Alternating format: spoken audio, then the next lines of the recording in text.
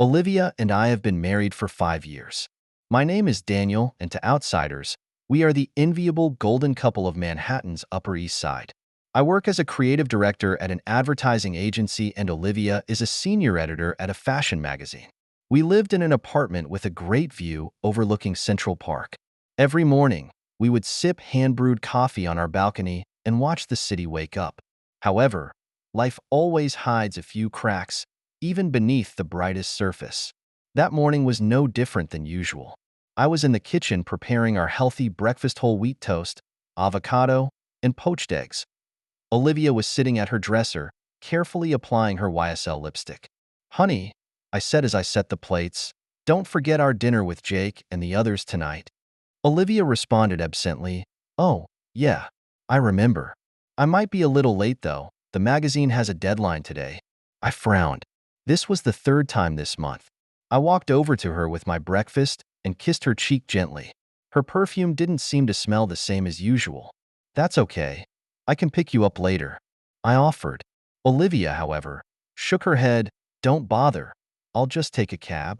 I nodded, trying to suppress the twinge of unease in my mind. Maybe I really was overthinking this. After breakfast, we each left for work. I drove to my ad agency in Midtown, and Olivia took the subway to her magazine on Fifth Avenue. Walking into the office, my assistant Sarah is already waiting for me. She hands me a cup of coffee and begins to report on the day's schedule. "Mr. Daniel, there's an important client meeting at 10 o'clock. Is your proposal ready?" I smiled confidently. "Of course, we'll be able to take this big client this time." Sarah hesitated, wanting to speak. I raised an eyebrow. "What's wrong? What's the problem?" It's nothing major. It's just that Ms. Olivia seemed to have left your wedding ring in the pantry when she brought you lunch the day before yesterday. I keep forgetting to return it to you." I froze. Olivia delivering lunch? Why didn't I remember that? "Oh, thank you, Sarah," I said as I took the familiar gold ring, but a pang of doubt washed over me. Olivia had been forgetting to wear her wedding ring a lot lately, saying she was afraid of getting it dirty or losing it. But when did she come to the office? I shook my head and put those thoughts to the back of my mind for now. What mattered now was the upcoming client meeting. The meeting went well. Our idea was appreciated by the client, and the multimillion-dollar project would likely fall into our company's lap. After the meeting adjourned, my partner and longtime friend Jake patted me on the shoulder. "Daniel, my brother, you were fantastic today. With a performance like that, the client will definitely pick us." I smiled and said, "That's natural. By the way, dinner tonight still counts, right?" Jake's expression stiffened for a moment, but quickly returned to his usual self. "Of course, Kate and I have made reservations at the restaurant. Le Bernardine, the one you guys like." "Great, but Olivia might be a little late. You know, magazine work." Jake nodded. "No problem. We can have a drink first." After work, I drove straight to the restaurant. Le Bernardine is one of the best seafood restaurants in New York and Olivia's favorite place. It's where we had our first date. As I sat at the bar waiting, I unconsciously touched my wedding ring in my pocket. Something was wrong, but I couldn't quite put my finger on it. Olivia always seemed distracted lately, and we were communicating less and less. "Maybe it's just the stress of work," I consoled myself. Jake and Kate arrived. We exchanged pleasantries and ordered some aperitifs. Olivia arrived almost an hour late. "Sorry, guys," she panted. "Work was just too busy." I noticed that her makeup was subtle and obviously reapplied. The perfume she smelled, if anything, didn't seem to be the same one from this morning either. Dinner went on in a pleasant atmosphere as we chatted about work, movies we'd recently seen, and planned vacations. On the surface, it was business as usual, but I always felt that something was strange. Maybe it was just me. Jake seemed to be looking at Olivia in a different way. Olivia, on the other hand, seemed particularly active, letting out a silvery laughter from time to time. We were both a little silent on the way home. I tried to break that silence. "Did you have fun tonight?" Olivia looks out the window at the passing street and whispers, "Well, it's nice." I took a deep breath and worked up the courage to ask, "Olivia, is there something wrong between us?" She turned her head with a puzzled look on her face. "What's the problem?" "We're fine." I opened my mouth, but I didn't know what to say. Maybe I really was overthinking it. That night, I tossed and turned, having trouble sleeping, Olivia asleep beside me, and I stared at the ceiling, my mind replaying the details of recent events. Maybe tomorrow I should have a talk with Olivia, I told myself. But what I didn't know was that life was about to hit me hard and my world was about to be turned upside down. After that dinner, the distance between Olivia and I seemed to grow. I tried to convince myself that it was just because I was busy at work, but the uneasiness inside me grew stronger. The other night, I worked late. When I walked out of the office, the streets of New York had quieted down. I decided to surprise Olivia by going straight to the magazine to pick her up from work. However, when I arrived, the receptionist told me Olivia had left long ago. Mrs. Olivia? She didn't even show up for work today, the receptionist said with a puzzled look on her face. I froze, not knowing how to react. Olivia had clearly said she had to work late in the morning. I pulled out my cell phone and dialed her number. "Hi, honey." Olivia's voice came from the other end of the line, a cacophony of background sounds. "Where are you?" "I came to pick you up at the magazine, but they said you didn't show up today." There was silence on the other end of the line for a split second. "Oh, I forgot to tell you. I want to see an important client today and just finished talking. I'll be home soon." I took a deep breath and tried to calm my mind. "Okay, I'll wait for you at home then." Hanging up the phone, I stood in the street, feeling a sense of bewilderment. Olivia's behavior lately was becoming more and more unsettling to me. I decided to go sit at a nearby bar to clear my head. At the bar, I ran into my sister, Emma, who was there celebrating the end of her exams with a few of her medical school classmates. Seeing me, Emma immediately realized something was wrong. "Daniel, what happened?" she asked with concern. I shook my head, not knowing where to begin. Emma gestured for her friends to go ahead and sat down next to me. "Is it something to do with Olivia?" she asked cautiously. I smiled bitterly and began to pour out my recent concerns to Emma, who listened quietly, nodding from time to time. "Daniel, have you thought about—" Emma wanted to say something. "Thought about what?" "Maybe Olivia." Emma took a deep breath. "Maybe she's lying to you." I snapped my head up to look at Emma, a stabbing pain in my heart. Even though I had that suspicion myself, hearing it from someone else still sent a wave of heartache through me. "I don't know, Emma. I really don't know what to do." Emma held my hand. "Brother, I'll support you no matter what happens. But you need to talk to Olivia." I nodded and looked at Emma gratefully. At least I had someone I could trust in this messed up world. The next day, I decided to come home early, hoping to have a good talk with Olivia. However, when I pushed open the door to my house, I found it dark. "Olivia?" I called out, and there was no response. I turned on the light and found a note on the coffee table. "There's an important impromptu meeting, so I won't be back tonight. Don't wait for me." "Oh." I stared at the note and felt a wave of powerlessness. This was the fourth time this month. I picked up my cell phone and hesitated before dialing Jake's number. "Hey, man." Jake's voice sounded a little nervous. "Jake, are you busy right now? I'd like to talk to someone." There was silence on the other end of the line for a few seconds. I'm in a meeting right now. I'll catch you tomorrow at lunchtime." I was a little disappointed, but agreed. After hanging up the phone, I sat on the couch and stared at the note. Suddenly, a thought flashed through my mind. I grabbed Olivia's laptop and typed in our wedding anniversary as the password. The screen lit up. My hands trembled a little, wondering if I was doing the right or wrong thing. But my inner doubts drove me to keep checking. I opened her email and skimmed through the recent emails. Most of them were work-related, nothing special. Just as I was about to give up, an encrypted folder caught my eye. I tried a few passwords, but couldn't open it. Finally, I typed in the name of Olivia's favorite movie. The folder is open. Inside were some photos and videos. When I clicked on the first photo, I felt the world fall apart. That's an intimate picture of Olivia and Jake together. My mind went blank, not knowing how to react. I mechanically looked through the other photos and videos, each one like a sharp knife, stabbing me hard in the heart. I don't know how long it took me to come back to my senses. I shut down my computer and sat in the darkness. Outside the window, the night scene of New York was still sparkling, but in my eyes, everything had lost its color. I picked up my cell phone and hesitated for a long time before finally dialing Emma's number. Emma. My voice caught a little in my throat. You're right, Olivia. She betrayed me. A soft sigh came from the other end of the line. Daniel, I'm so sorry. Where are you right now? I'll be right over. Hanging up the phone, I stood in front of the window and looked at the bustling crowd downstairs. I used to think that my love for Olivia and I would be as impenetrable as the skyscrapers of New York. But now, everything seems like a flower in a mirror and a moon in the water. I don't know what to do next, but one thing I know for sure, my life will never be the same again. It was 2 in the morning when Emma came to my house. I was sitting on the living room floor with pictures of Olivia and I scattered around me. Without saying a word, Emma sat down next to me and gave me a long hug. Do you want to talk? She asked softly.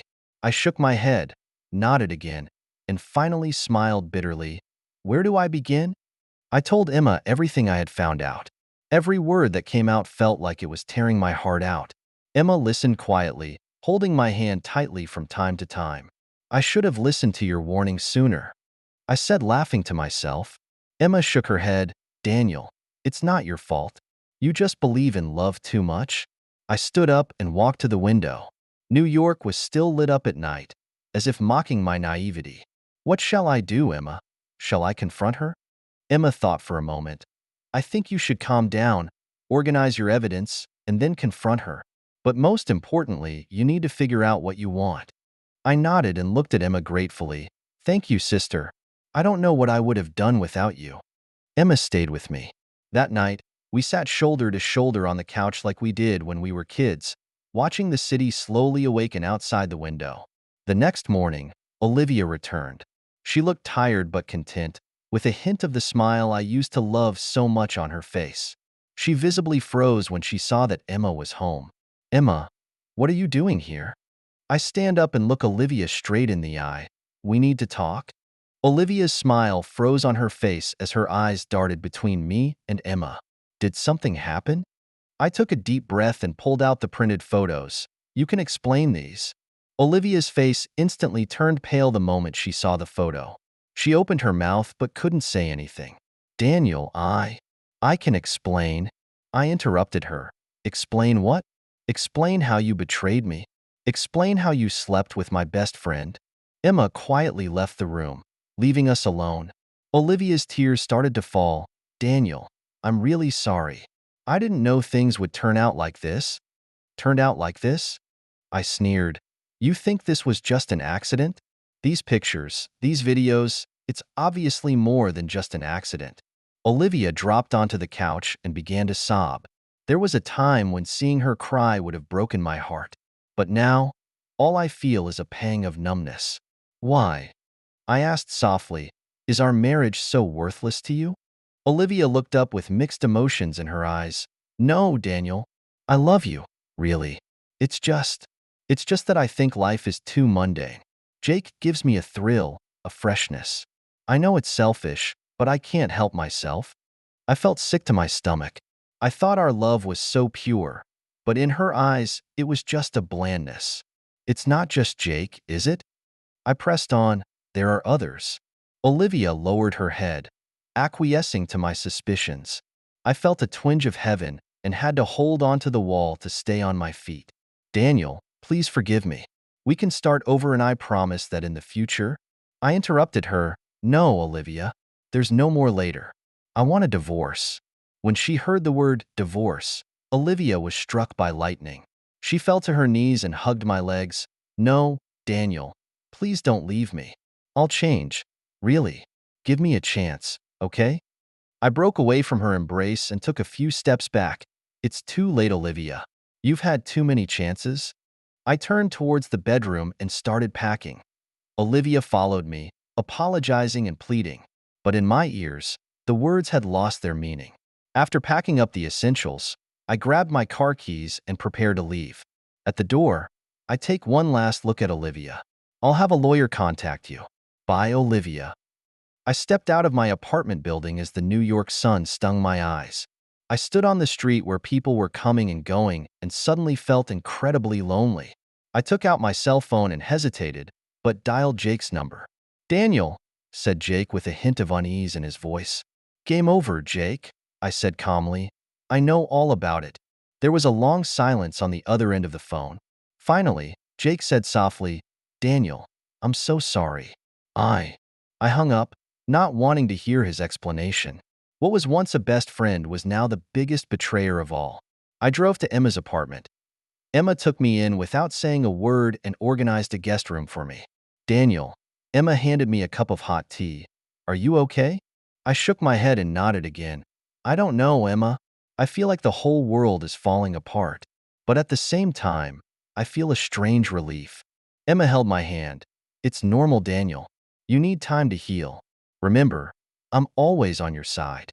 I looked at Emma gratefully, suddenly realizing that in a world full of betrayal, I had someone who truly cared about me. That night, I lay in the guest room of Emma's apartment, listening to the hustle and bustle of New York City outside my window. After a week at Emma's, I finally got up the courage to go back to my apartment. Olivia had moved out, leaving only a note saying she would be staying at a friend's house.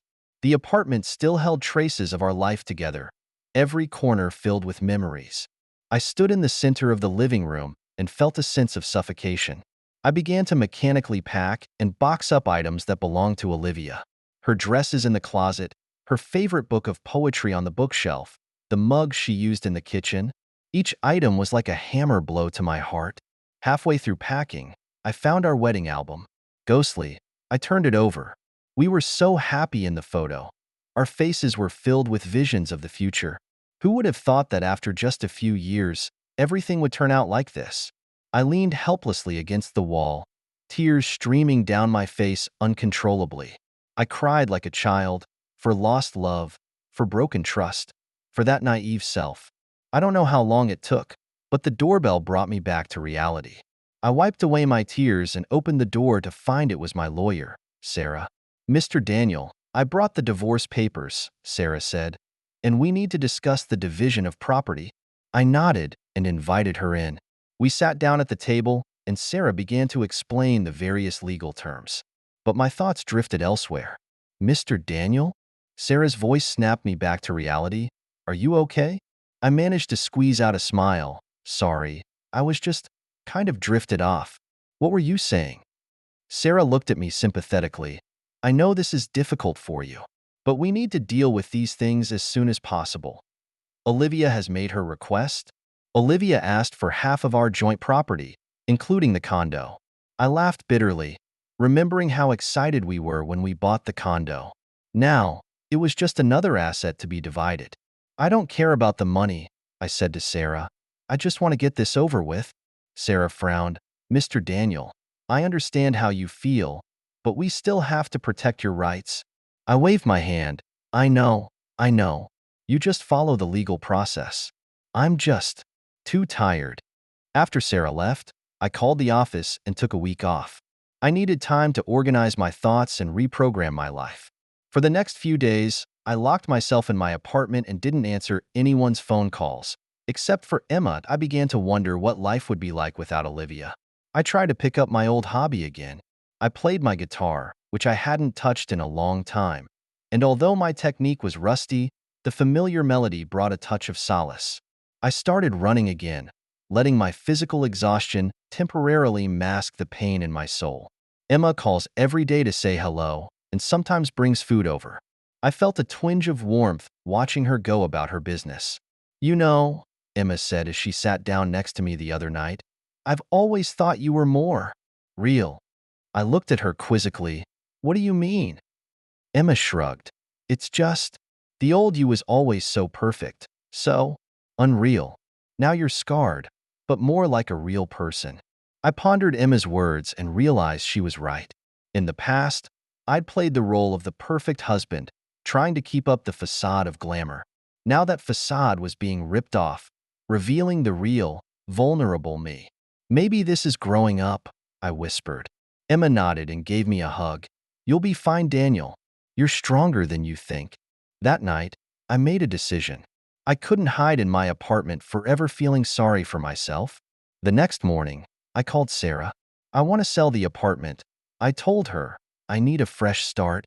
Sarah expressed her understanding and promised to take care of the matter as soon as possible. After hanging up, I took a deep breath and opened my dusty laptop. I started writing a new advertising program. It was the first time I poured my true feelings into my work. I wrote a story about rebirth, about how to rebuild oneself amidst the ruins. After I finished writing it, I felt a long-lost sense of fulfillment. The next day, I returned to the office. My coworkers looked at me with strange eyes. Obviously, they had heard about me, but I didn't care. I walked straight into the conference room and started presenting my new program. When I finished speaking, the whole room fell silent. Then, applause broke out. My boss came over and tapped me on the shoulder. "Daniel, this is your best work," he said. "I don't know what you've been through, but it's taken your creativity to the next level." I forced a smile, my heart a mix of emotions. Yeah, that's a pretty big price to pay, I thought bitterly. That night, I stood on the balcony of my apartment overlooking New York at night. This city that never goes out has witnessed my happiness and my pain. Now it would witness my rebirth. I pulled out my cell phone and sent Emma a message.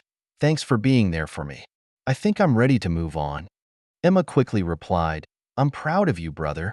Remember, no matter what happens, you're not alone." I took a deep breath and felt the night breeze on my face. Yes, I am not alone. Even in my darkest moments, I have people to support me, a cause to sustain me, and a dream to guide me. The divorce was finally finalized. I stood on the courthouse steps, looking at the papers in my hands, feeling like the end of a long nightmare. Emma was beside me, gently holding my hand and giving me an encouraging smile. "How does it feel?" she asked. I took a deep breath.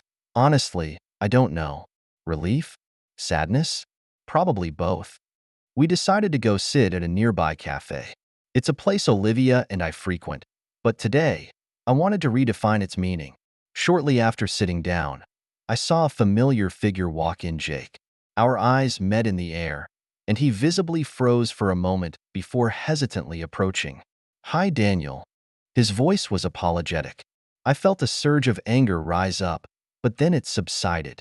I was too tired to even be angry.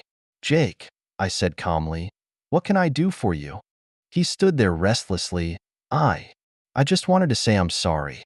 I know it probably won't make up for my mistake, but I interrupted him. "Jake, listen. We used to be best friends, but now we're nothing. I don't hate you, but I don't want to see you again either. That's all." Jake nodded, remorse and shame written all over his face. He turned to leave, his back looking so forlorn. Emma watched the scene and whispered, "You handled it well, Daniel." I smiled bitterly. "Maybe, but I feel like I've lost so much." Just then, a voice interrupted our conversation. "Excuse me, is this seat taken?" I looked up, and it was an unfamiliar female. She had warm brown eyes and a friendly smile. "Oh no, have a seat," I said. She introduced herself. "My name is Sophia, and I work at the yoga studio across the street." We chatted, topics ranging from the weather in New York to recent movies. Without realizing it, I found myself smiling, the kind of smile that comes from the heart. Emma seemed to notice something and excused herself to go to the bathroom and left. Sophia was easy to talk to, and her sense of humor reminded me of myself years ago. We exchanged phone numbers and agreed to meet for coffee someday. Later that night, I lay in bed, reflecting on the amazing afternoon. I picked up my cell phone and hesitated to send Sophia a message. "We had a great chat today, and look forward to seeing you next time." She quickly replied, "Me too. Sweet dreams, Daniel."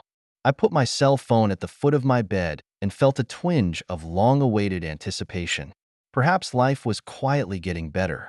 Over the next few weeks, Sophia and I met a few times. Each time we met, I felt relaxed and happy. But at the same time, I felt a twinge of guilt.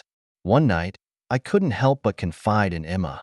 "I think I might like Sophia," I said, "but I'm not sure I'm ready to start a new relationship." Emma looked at me thoughtfully. "Daniel, you don't need to feel guilty about how you feel. You've worked so hard for so long, and you deserve to be happy." I nodded, but inside I was still a little hesitant. The next day, I asked Sophia out to dinner. I decided to come clean about my situation. "Sophia," I take a deep breath. "I need to tell you something." I told her everything that had happened in the past few months, including my divorce and my internal struggles. After I finished, I nervously waited for her reaction. Sophia listens quietly, then gently takes my hand. Daniel, thank you for being willing to tell me this. I can feel your pain and understand your hesitation. But, if you want, I want to face the future with you. We can take it slow, okay? I felt my eyes moisten and nodded. Just then, my cell phone rang. It was Olivia. I hesitated, but answered the phone. Olivia's voice sounded urgent. Daniel, I know it's not my place to bother you, but I'm in some trouble and I need your help. I frowned. What kind of trouble? I'm, I'm pregnant. It's Jake's baby, but he won't take responsibility. I don't know what to do. I felt a wave of vertigo. The news felt like a punch in the gut, shattering my newly established peace of mind yet again. Sophia looked at me with concern. Is everything okay? I forced a smile. I need to take care of something. After hanging up, I sat there, at a loss for words. I thought I had let go of the past, but reality hit me hard in the face once again. Sophia patted my hand gently. No matter what happens, remember you're not alone. I'm always here if you need me. I looked at her gratefully and suddenly realized that maybe this is life. It's always full of surprises and challenges, but it also brings new possibilities. I don't know what's going to happen next, but I do know that no matter what, I'm going to be brave. Because now I am no longer alone. Olivia's phone call was like a bomb, blowing the life I'd managed to rebuild back to pieces. I sat on a bench in Central Park and watched the crowds come and go, my mind reeling. Emma sat down next to me and handed me a cup of coffee. What are you going to do? She asked softly. I laughed bitterly. I don't know, Emma. I really don't. I told Emma that Olivia wanted me to help her through this. She said Jake refused to take responsibility and she felt isolated. But it shouldn't be your responsibility, Emma frowned. She betrayed you, and now she wants your help? I sighed. I know, but there's no way to stand by. Emma was silent for a moment, then said, Daniel, you're always so kind. But don't forget to protect yourself, okay? I nodded and looked gratefully at Emma. Without her, I don't know if I would have made it through this. The next day, I asked Olivia out to meet me. When I saw her, I couldn't help but freeze. She looked much more haggard, with noticeable dark circles under her eyes. Thank you for being willing to see me, Daniel, Olivia said softly. I know it's not my place to ask for your help, but I really don't know what to do. I took a deep breath. Olivia, we're divorced. I can't help you with you and Jake. Tears came to Olivia's eyes. I know. I'm scared to face this alone. I felt a pang of heartache as I watched the woman I once loved so much be so vulnerable. But I knew I couldn't afford to get stuck in the past again. I can give you some advice, I finally said, but that's all. You need to face this situation on your own. I gave Olivia some contact information for lawyers and counselors and suggested that she tell her parents the truth. As she was leaving, Olivia looked at me with a desire to talk. Daniel, do you hate me? She asked softly. I looked into her eyes and shook my head. No, Olivia. I don't hate you. I'm just disappointed. But I hope you find your happiness. I felt a strange sense of relief after leaving Olivia. Perhaps this was true letting go. In the evening, I called Sophia. I felt a rush of warmth when I heard her voice. Hey, I said, how was your day? Sophia smiles and says, not bad. More interested to know how you are, though. Is everything okay? I hesitated, but decided to come clean. I saw Olivia today. There was silence on the other end of the line for a moment. Then Sophia whispered, I understand. Are you okay? I felt a surge of emotion. Instead of questioning or getting angry, Sophia was concerned about my feelings. I think I've finally let go, I said. Sophia, I think I'm ready. Ready to start a new life with you. Sophia's voice was laced with laughter. So where do we start, Mr. Daniel? We made plans to go to an art show in Brooklyn together for the weekend. The day was sunny and the streets were filled with a cheerful atmosphere. Watching Sophia excitedly explain each painting, I felt a long overdue happiness. You know, Sophia said suddenly, I've been thinking that maybe we could open a yoga and art therapy studio together. I raised an eyebrow. Really? That sounds like fun. Sophia excitedly explains her ideas and I listen carefully, making suggestions now and then. Suddenly, I realize that this is the life I want. Not perfect, but full of possibilities and room to grow together. Over the next few months, my relationship with Sophia grew steadily. We started preparing for our studio, and every day was full of new challenges and surprises. Emma supported us fully and even offered to help design the studio logo.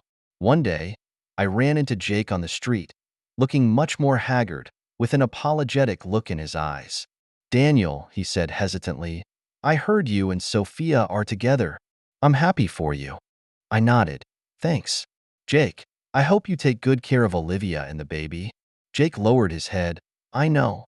I will. I'm sorry, Daniel, for everything." I patted him on the shoulder. "Take care of your family, Jake." Watching Jake's back as he left, I felt a sense of relief. The wounds of the past were finally beginning to heal and a new life was beginning. That night, Sophia and I were sitting in our soon-to-be-open studio, looking out the window at Brooklyn at night. "You know," I said softly, "I never thought life would turn out this way, but I'm glad it turned out the way it has." Sophia leaned over my shoulder. "Me too, Daniel. Me too." We smiled at each other and then continued to plan our future. I knew that no matter what challenges lay ahead, we would face them together. Because this time, I have found my true partner in my own happiness. Time flies, and before we know it, Sophia and I have been together for over a year now.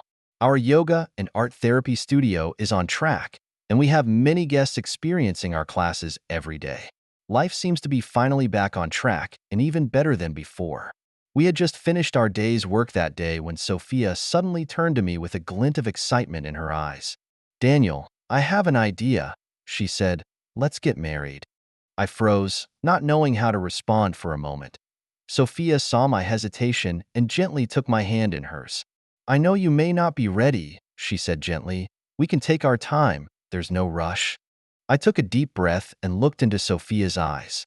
There I saw understanding, patience, and unconditional love. "No, Sophia," I said. "I think I'm ready. Let's get married." Sophia looked at me in surprise and then gave me a big hug. It was at this moment that I felt like I had finally let go of the past completely and was ready to embrace a new future. We decided to keep it simple and intimate, inviting only our closest friends and family, and Emma nearly jumped out of her skin when she heard the news and immediately volunteered to be my best man, insisting that there was no rule that a best man had to be male. However, just as the wedding preparations were underway, the peace was shattered by an unexpected announcement. Olivia called, sounding a little tired. "Daniel, I know this is a bit much to ask, but can I come to your wedding?" I was momentarily speechless, not knowing how to respond. Olivia continued, I want to see you happy. Maybe then I can really let go." After hanging up the phone, I sat there with my thoughts racing. Should I invite Olivia? Would it be fair to Sophia? I decided to come clean with Sophia about it. After hearing this, Sophia pondered for a while and then said, "Daniel, it's your decision. If you think inviting her will help you let go of the past completely, I support you." Once again, I feel Sophia's forgiveness and understanding. I nodded. "Thank you, Sophia. I think I need to face this." The day of the wedding was sunny. I stood on the lawn of Brooklyn Bridge Park and watched Sophia walk toward me in her simple yet elegant white dress. Her smile was brighter than the sun, and I felt like the happiest person in the world. Emma stood beside me, wiping tears of excitement from her eyes. My parents sat in the front row with proud smiles on their faces. Just as we were about to exchange vows, I noticed Olivia quietly standing behind the crowd. She had a complicated look in her eyes, a mixture of blessing and a hint of undetectable sadness. Suddenly, a strong gust of wind blew and Sophia's veil floated up. I instinctively reached out to grab it, only to see Olivia one step ahead of me, catching the veil steadily. She stepped forward and carefully handed Sophia her veil and whispered, "I wish you all the happiness in the world." Sophia took the veil with a smile and a soft, "Thank you." I watched this scene and suddenly felt a strange sense of peace. The ceremony continued and Sophia and I exchanged rings and vows. Everyone cheered when the pastor announced that we were officially husband and wife. After the wedding, I saw Olivia getting ready to leave. I gently touched Sophia's hand, and she nods knowingly. I walked towards Olivia. "Thank you for coming to our wedding," I said sincerely. Olivia forced a smile. "I'm glad to see you found true happiness, Daniel." I'm happy for you." I nodded. "Are you okay? How's the baby?" "We're all fine," Olivia says. "And Jake finally decided to take responsibility. We're trying to run our little family." I felt a wave of relief. "That's good. Take care, Olivia." Watching Olivia's back as she left, I felt the last stone in my heart fall to the ground. I turn around and walk back to Sophia, who is laughing and joking with Emma. "Is everything okay?" Sophia asked with concern. I looked into her eyes and felt overwhelmed with happiness and gratitude, more than ever. That night, as we sat on the balcony of our Brooklyn apartment, watching the lights of Manhattan, Sophia leaned over my shoulder and whispered, "You know, Daniel, I never thought my life would be like this. But right now, I don't want to change a single thing." I kiss her forehead. "Me too, Sophia. Me too." We smiled at each other and then continued to enjoy the night scene in front of us. I know that life won't always be smooth sailing, and we will face many more challenges. But as long as we're together, there's nothing we can't overcome. Because after all I've been through, I've finally realized that true love is not the absence of pain, but the willingness to face it together. It's not the absence of challenges, but the willingness to accept them together.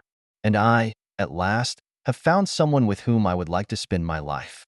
Thank you for taking the time to listen to today's story. If you enjoyed it, please like and subscribe if you haven't already.